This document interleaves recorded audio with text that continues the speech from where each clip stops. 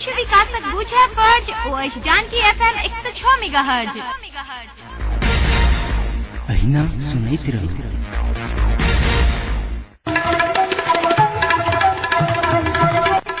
नमस्कार, Janaki FM 106 megahertz Janaki समाचार में अपने के स्वागत है। राजन से सुनल जाओ समाचार। एक नु का मुख्य समाचार।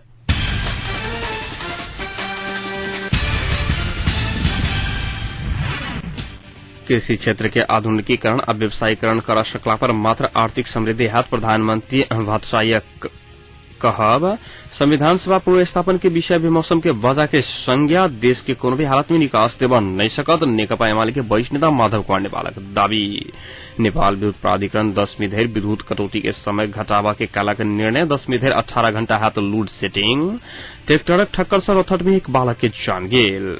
10वीं नजदीक आबि रहल समय अज्ञात रोगक कारणे खसी बोका धमाधम मरऽ लगला बाद सर्लाही के किसान सब चिंतित। आ पाकिस्तानक पश्चिमी क्षेत्र में भेल आत्मघाती बम विस्फोट में 16 के जान गेल।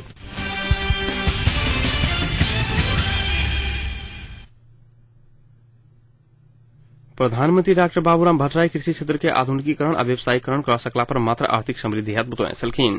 कृषि सहकारी बहुमुखी संस्था द्वारा आयोजित कृषि रमाइलो मेला के आज सप्तरी के राजविराज में उद्घाटन कला बाद प्रधानमंत्री भट्टराई कृषि क्षेत्र में रोजगारी प्राप्त के आधार भेला बादो परंपरागत आ पुरान कृषि प्रणाली के कारण कृषि क्षेत्र धाराशायी बने जा रहल बतौने छलखिन। सिंचाई के लिए सोनकोशी कमला डायवर्सन के काज अगाडि बढ़ावा के प्रयास कला बादो अस्थित सरकारक कारणे उ सफल होबा नहीं सकल हुनक कहब छलैन।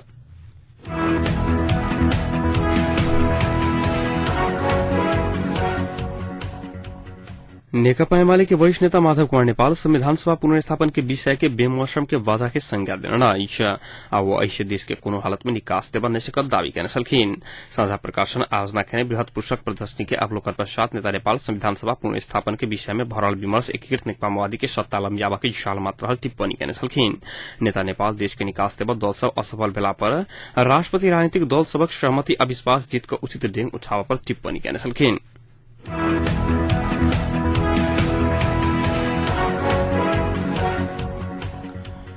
नेपाल विद्युत प्राधिकरण 10वीं धरि विद्युत कटौती के समय घटावा के निर्णय कलक। 10वीं के ध्यान में रखत आगामी कार्तिक 5 गते से लग 13 गते धरि लोड सेटिंग के समय घटावा के निर्णय कल गेल। प्राधिकरण के कार्यकारी निर्देशक अष्टरत्न शाह जानकारी देने छलखिन। प्राधिकरण के अनुसार कार्तिक 5 गते से 13 गते धरि हफ्ता में 18 घंटा मात्र लोड सेटिंग हैत। एखन हफ्ता में 48 घंटा लोड सेटिंग होइत आबि रहल अछि। प्राधिकरण के निर्णय अनुसार हफ्ता के 5 दिन 2-2 घंटा आ 2 दिन 4-4 घंटा के दर से लोड सेटिंग हैत।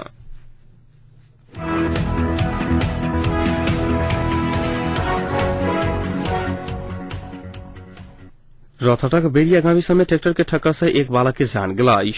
अत्याधिक गति में आबि रहल ना 3 त 2658 नंबर के ट्रैक्टर अपने घर अगाडि खेल रहल बेरिया गाविस वार्ड नंबर 6 के शेख जैतूनी के 11 वर्षीय पुत्र शेख सैलुद्दीन के ठक्कर दिला बाद घटनास्थल में मृत्यु भेल। पुलिस चौड़ाका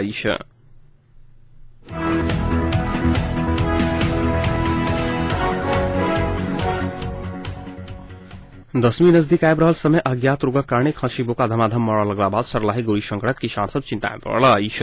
पाइल रहल खसी बोका बेचकर 10वीं मनावा के शुरू कने किसान सबक खसी बोका धमाधम मरऽ लगला बाद वो सब चिंता में पड़ल।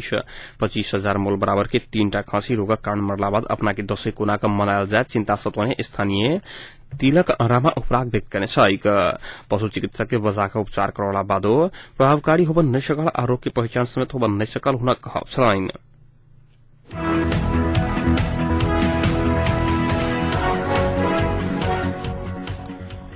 एकीकृत नेकपा माओवादी धुनसाक लक्ष्मी निवास में गांव इकाई कमेटी गठन कल गेला। नेकपा माओवादी के धुनसाक अध्यक्ष रामचंद्र मंडल के प्रमुख अतिथ्य में संपन्न कमेटी के प्रथम अधिवेशन सर रामचंद्र महतो के अध्यक्षता में इकाई कमेटी गठन कल गेला। कमेटी सचिव में राम बहादुर महतो रहल त सदस्य समेत श्री नारायण महतो, रामवृक्ष महतो आ कृष्ण देव महतो रहला। तहिना आई एमाले के 300 से बेसी कार्यकर्ता सब एमाले परित्याग क नेकपा माओवादी में प्रवेश कने। नेकपा एमाले के गामी इकाई कमेटी के अध्यक्ष रामचंद्र महतो, सदस्य अर्थमान लामा, हीरालाल सहितक व्यक्ति सब एमाले पार्टी परित्याग क नेकपा माओवादी में प्रवेश कने। कार्यक्रम में 75 घर परिवारक व्यक्ति सबक सहभागिता रहल छल।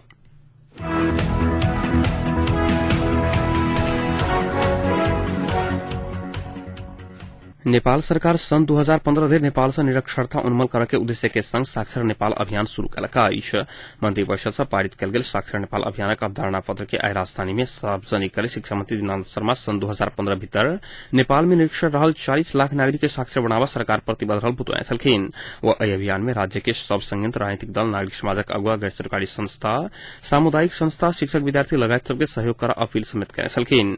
21वीं शताब्दी में आबिक समेत देश में निरक्षर नागरिक रहल लज्जास्पद रहल बतबैत वो अपन परिवार में एको गोटे व्यक्ति समेत निरक्षर रह नहीं देव सब साक्षर व्यक्ति के आग्रह कयने छलखिन।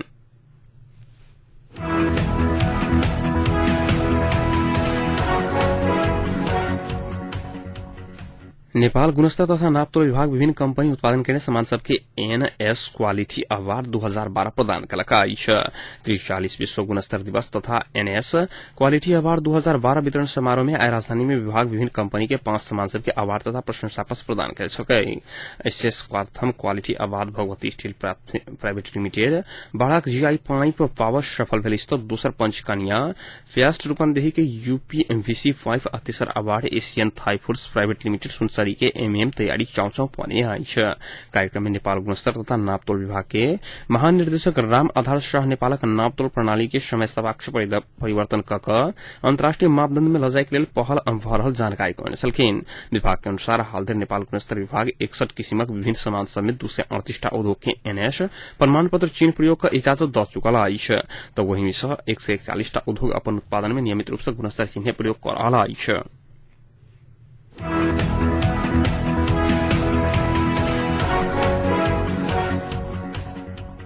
सर्लाहिक नेत्रगंज में करेंट लाइका आइभर एगोथे की मृत्यु भेल तो नेत्रगंज गाविस दूर रहनिहार 38 वर्षक दीपक कुमार नाम से चिन्हबल राजू कार्की के करेंट लाइका मृत्यु भेल। इलाका प्रहरी कार्यालय हरिवंश जनौलका अछि। बाथरूम में नहाय के लेल गेल समय कार्की के करेंट लागल पुलिस जनौलका अछि। करेंट लाइका घायल भेल कार्की के इलाजक लेल हरिवन के नमूना अस्पताल ल गेलाक बाद अस्पताल मृत घोषणा केने छल। एहि बीच काठमांडू के घुमराही से पुलिस 1 थान पिस्तौल आ 6 राउंड गोली सहित 6 गोटे के पकड़ाव कयलका अछि। पुलिस काठमांडू के घुमराही स्थित स्टार पार्टी पैलेस परिसर से आई भोर सवा 11 बजे अमेरिका में निर्मित 1 थान पिस्तौल और में प्रयोग होने वाला 6 राउंड गोली सहित काबरे के राम आर्याल, हीरा बहादुर तमांग, सुमन तमांग, हेतौड़ा के आकाश तमांग, सिंधुपाल्चो के महावीर तमांग, कपिल वस्तु के समीर अधिकारी लगायत 6 गोटे के पकड़ाव करने महानगरीय प्रहरी वृत्त महाराजगंज अंजनौलका अछि। पकड़ाव पड़ल सब गोटे के महाराजगंज प्रहरी वृत्त में रायकर थप अनुसंधान आगू बढ़ाओल गेल पुलिस जनौलका अछि।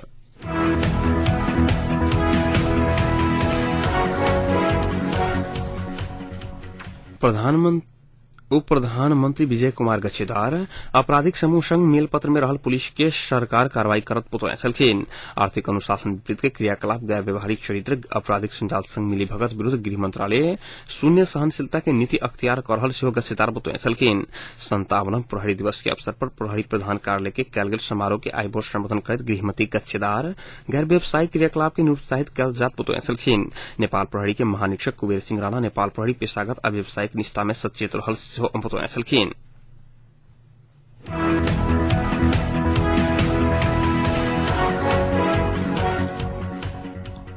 नेपाली कांग्रेस केन्द्रीय सदस्य अर्जुन नरसिंह केसी अपन पार्टी कार्यकर्ता ऊपर दमन करय वाला शक्ति प्रदर्शन करबा लेल विरुद्ध संपूर्ण रूप में प्रतिरोध कयल कार्यकर्ता सबके निर्देशन देने छलखिन। नेपाल दल संघ गोरखाक जिला अधिवेशन के आइ गोरखा में उद्घाटन करैत कांग्रेस नेता अर्जुन सिंह केसी एखन सेहो एकीकृत नेकपावादी नेतृत्व के सरकार कांग्रेस के स्वीकार नहीं रहल बतबैत वर्तमान संकट निकास के बाधक एकीकृत नेकपावादी रहल दावी कयने छलखिन। कहियो निर्वाचन तो कहियो संविधान सभा पुनर्स्थापन के विवाद करैत चलय वाला एकीकृत नेकपावादी के कहब के अविश्वास नहीं कयल जा सकत कांग्रेस नेता केसी के कहब छलनि। एहि बीच कांग्रेस सभापति सुशील कोइराला संविधानक विवादित विषय में सहमति नहीं जुटल धरि संविधान सभा पुनर्स्थापन के कोनो अर्थ नहीं रहल बतौने छलखिन। प्रेस यूनियन नेपालगंज में आइ खने पत्रकार सम्मेलन में अपन पार्टी नया चुनाव के पक्ष में रहल कहैत पुनर्स्थापन के भ्रम में नहीं पड़ा कार्यकर्ता सबके आग्रह कयने छलखिन।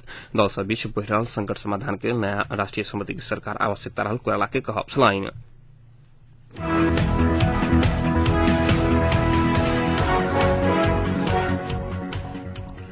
भौतिक योजना तथा निर्माण मंत्री हृदय त्रिपाठी दल सभी संविधान सभा पुनर्स्थापन व नया निर्वाचन दुनू विकल्प में विचार विमर्श भऽ रहल बतौने छलखिन। आज तराई मधेश लोकतांत्रिक पार्टी नेपालगंज में आयोजना करे पत्रकार भेंटघाट कार्यक्रम में वो एहन बात बतौने छलखिन। तराई मधेश लोकतांत्रिक पार्टी के उपाध्यक्ष सेहो रहल मंत्री त्रिपाठी अपन पार्टी सेहो दुनू विकल्प में खुला रहल बतौने छलखिन। मधेसी दल सब एकीकरण के प्रक्रिया में रहला से जल्दी एकीकृत भऽ कऽ आगू बढ़ब हुनक कहब छलनि।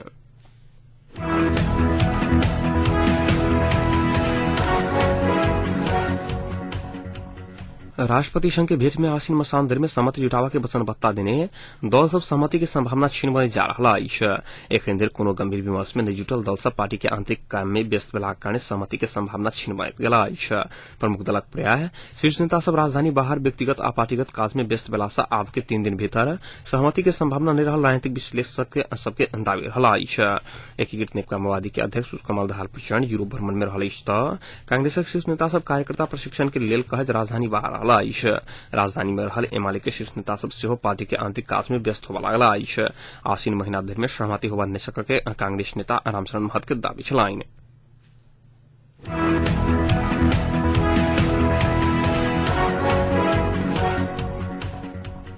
आई अक्टूबर 14 तारीख अर्थात विश्व गुणस्तर दिवस नेपाल लगायत विश्वभर विविध कार्यक्रम के आयोजना का गुणस्तर दिवस मनाओल गेल बर्खा का नारा खेर कम प्रतिफल गुणस्तरबाट दक्षित अभिवृद्धि तय कयल गेल सन् 1946 में लंदन में भेल एक अंतर्राष्ट्रीय भेला गुणस्तर के विकास करावे वाला अंतर्राष्ट्रीय संस्था के निर्माण करे के निर्णय कयल गेल दिन के रूप में सन् 1970 से हरेक वर्ष के अक्टूबर 14 तारीख में ई दिवस मनाओल करैत छैक दिवस के अवसर में आए गुणस्तर तथा नापतोल विभाग विभिन्न क्षेत्र के उत्कृष्ट ठहराओल गेल उद्योग के सम्मान अभिनंदन करत कहने जनाओल गेल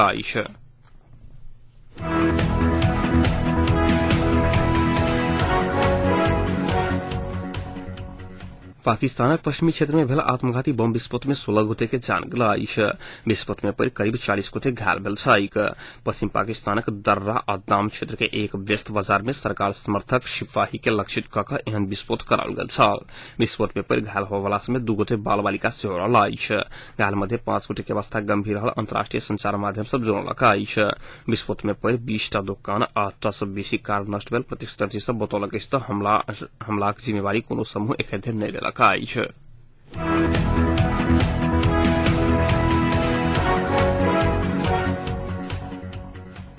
तापक्रम एखन जनकपुरक तापक्रम 30 डिग्री सेल्सियस रहला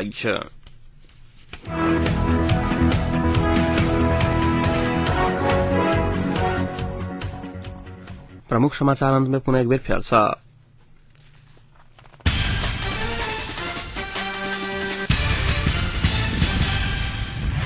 कृषि क्षेत्र के आधुनिकीकरण और व्यवसायीकरण कर सकला पर मात्र आर्थिक समृद्धि हैत प्रधानमंत्री डॉक्टर बाबूराम भट्टाचार्य कहब संविधान सभा पुनर्स्थापन के विषय के बेमौसम के बाजा के संज्ञा देश के कोनो भी हालत में निकास से बन नहीं सकत नेकपा एमाले के वरिष्ठ नेता माधव कुमार नेपालक दावी नेपाल विद्युत प्राधिकरण 10वीं धरि विद्युत कटौती के समय अंक चौलाक 10वीं धरि 18 घंटा है तो लोड सेटिंग ट्रैक्टर ठक्कर से रथट में एक बालक की जान गेल 10वीं नजदीक आबि रहल समय अज्ञात रोगक कारण खसीबो का धमाधम मरऽ लगला बाद सर्लाही किसान सब चिंतित आ पाकिस्तानक पश्चिमी क्षेत्र में भेल आत्मघाती बम विस्फोट में 16 के जान गेल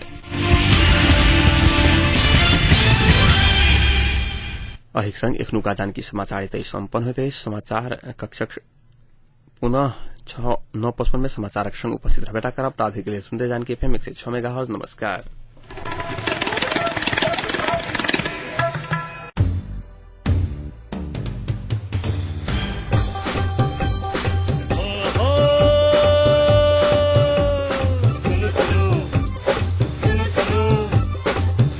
अरे भाई की सुनो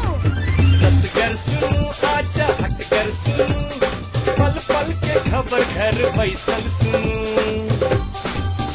जानकी एटीएम सदकन अही सबके आई मन माटी कपन बात ऐसा सुनू जानकी एटीएम सदकन अही सबके आई मन माटी कपन बात ऐसा सुनू सुनू सुनू मिथिलांचल गर्व जानकी एटीएम 106 मेगा